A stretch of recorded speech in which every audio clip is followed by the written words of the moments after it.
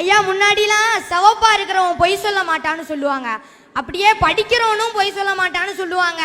ஆனா இன்னைக்கு படிக்கிறவங்களும் சரி, படிக்க சொல்லி தர்றவங்களும் சரி, பொய் சொல்லிட்டு இருக்க சூழ்நிலை உருவாயிடுச்சு நம்ம நாட்டுல.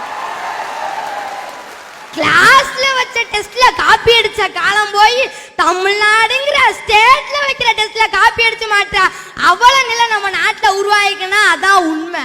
ஒரு படிச்சவன் ஒரு கிராமத்துல நடந்து போயிட்டு இருந்தான். அப்போ ஒரு செக்கு மாடு அங்க சுத்திட்டு இருந்தது, அது கழுத்துல மணியும் கட்டி விட்டுருந்தாங்க.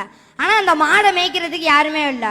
இவன் போயிட்டு மாடு அது பாட்டுக்கு சுத்திக்கிட்டு இருக்கு, அது பக்கத்துல ஒரு வீட்டுல ஒரு தாத்தா படுத்திருந்தார். அந்த தாத்தாவை பார்த்து மாடு அது பாட்டுக்கு சுத்திக்கிட்டு இருக்க, நீங்க வீட்டுக்குள்ள படுத்திருக்கீங்க அப்படின்னு கேட்கான். அதுக்கு அந்த தாத்தா சொல்றாரு, இல்லப்பா நான் மாடு கழுத்துல மணி கட்டி இருக்கேன், மாடு சுத்த சுத்த மணி சவுண்ட் எனக்கு கேட்டுக்கிட்டே இருக்கும், ஒருவேளை மாடு நின்னுச்சு அப்படின்னா மணி சவுண்டும் நிற்கும், உடனே நான் போய் என்னன்னு பாத்துருவேன் அப்படின்னு சொல்றேன். அதுக்கு அந்த படிச்சவன் சொல்றான், இல்ல மாடு சுத்தாம ஒரே இடத்துல நின்று தலையை மட்டும் ஆட்டிட்டு இருந்தாலும் மணி சவுண்டு கேட்கும்ல, அப்ப என்ன பண்ணுவீங்க அப்படின்னு. உடனே அந்த தாத்தா சொல்றாரு, அதுக்கு தான்ப்பா என் மாட்டை நான் பள்ளிக்கூடத்து பக்கமே அனுப்பல அப்படின்னு.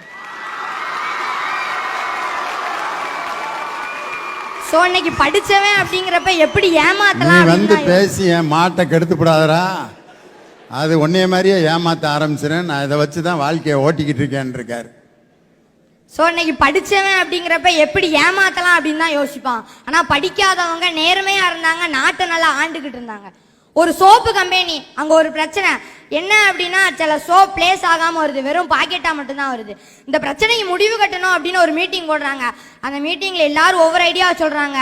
அந்த சோப் பேக்கிங் ஆகி வர இடத்துல ஒரு சென்சர் வைக்கலாம் அப்படின்னு ஒரு ஆள் சொல்கிறார். இன்னொரு ஆள் அந்த சோப் பேக்கிங் ஆகி யார் வருதான்னு பார்க்குறதுக்கு தனியாக ஒரு டீம் போட்டு செக் பண்ண சொல்லலாம் அப்படின்னு சொல்கிறார். அங்க ஒரு டீ கடையில வேலை பார்த்துட்டு இருந்தா ஒருத்தங்க அங்க இருக்க எல்லாருக்கும் டீ கொடுத்துக்கிட்டு இருந்தாங்க. அவங்க பேசுறதை கேட்டுட்டு அவங்க ஒரு ஐடியாவை சொல்றாங்க. என்ன அப்படின்னா, அந்த சோப் பேக்கிங் ஆகி வருது, அந்த இடத்துல ஒரு டேபிள் ஃபேனை வைங்க, வெறும் பாக்கெட்டா இருந்தா பறந்து போயிடும் அப்படின்னு. படிச்சவங்களுக்கு தெரியாது, அங்க இருக்கிற அந்த டீ கடையில வேலை பார்த்துட்டு இருந்தவங்களுக்கு தெரியுது. இதான் இன்னைக்கு இருக்கக்கூடிய பட்டறிவுக்கும் படிப்பறிவுக்கும் உள்ள வித்தியாசம். அறம் செய்ய விரும்புன்னு பெத்த அம்மா சொல்லும் போது தெரிஞ்சதெல்லாம் பட்டறிவு, குரல் படித்து நடந்ததெல்லாம் படிப்பறிவு, குரல் படியே நடப்பதுதான் பட்டறிவு.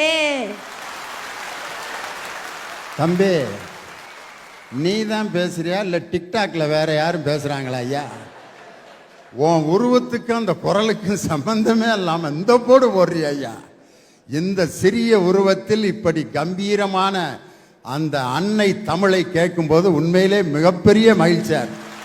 சூப்பர்.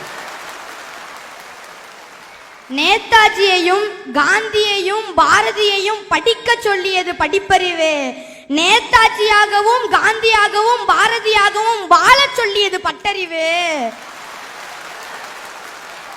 தமிழ்நாட்டு மக்கள் தொகை எவ்வளவுனா 6.7 கோடி பேர். அந்த 6.7 கோடி பேர்ல ஒரு வருஷத்துக்கு 1.25 லட்சம் பேர் இன்ஜினியரிங் மட்டும் படிச்சுட்டு வேலை இல்லாம இருக்காங்க. இப்படி படிச்சு முடிச்சுட்டு அவங்களுடைய வாழ்க்கையிலே அவங்களால வெற்றி பெற முடியலையே, இவங்க எப்படிங்க அந்த சமுதாயத்திலையும் இந்த நாட்டிலையும் வெற்றி பெற முடியும்? இன்னைக்கு நிலத்துல தண்ணி இருக்கான்னு பாக்குறதுக்கு நிறைய மிஷின்லாம் கொண்டு வந்து வச்சு டெஸ்ட் எல்லாம் எடுத்திருக்காங்க. கடைசி பார்த்தா அது தோல்வியில தான் முடியுது. ஆனா என் தாத்தா உள்ளங்கையில தேங்காய் வச்சு இந்த இடத்துல நீரோட்டம் இருக்குன்னு துல்லியமா கணிச்சு சொல்றாங்கன்னா, இதான் இன்றைக்கு இருக்கக்கூடிய பட்டறிவுக்கும் படிப்பறிவுக்கும் உள்ள